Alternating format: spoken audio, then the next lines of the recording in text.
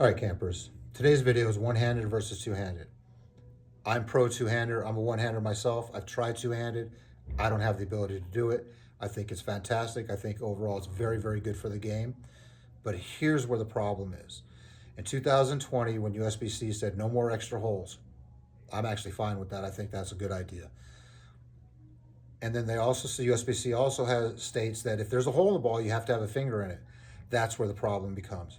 Okay, because if you're a two-hander, this is what you're drilling out of the ball. If you're a one-hander, you're drilling this out of the ball and this, or even one of these.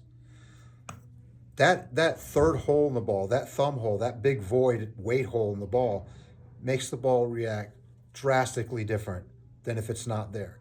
So the issue is a two-hander's ball, regardless of rev rate and speed, a lot of one-handers have the ability to get just as much rev rate, just as much rotation, just as much speed as a two-hander. Okay, there's a lot of us. That's not the problem. The problem is a one-hander's ball reads much, much faster than a two-hander's ball. A one-hander's ball is more unstable.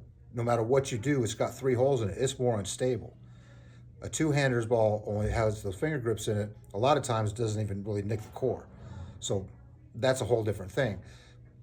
We have to have at least the same number of holes in the ball, or a minimum number of holes in the ball. That's the only way we can even try to make the game more fair. Bowling is an incredibly unfair game. It's always going to be. There's no way to fix that. But could we at least pretend like we're trying to make it equitable? Maybe. USBC has to change the rule. You can have your 2 finger holes in the ball. There has to be a hole down here. Pick a number, 4 inches away from each finger. 1.25 inches, 2.5 inches deep, 1.125 inches, 2 inches deep, whatever. Figure it out. But we have to have the same number of holes in the ball. That's where the big issue lies.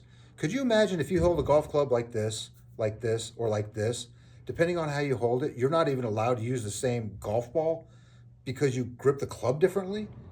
It makes no sense. USBC has to fix this. That's the one-hander, two-hander problem.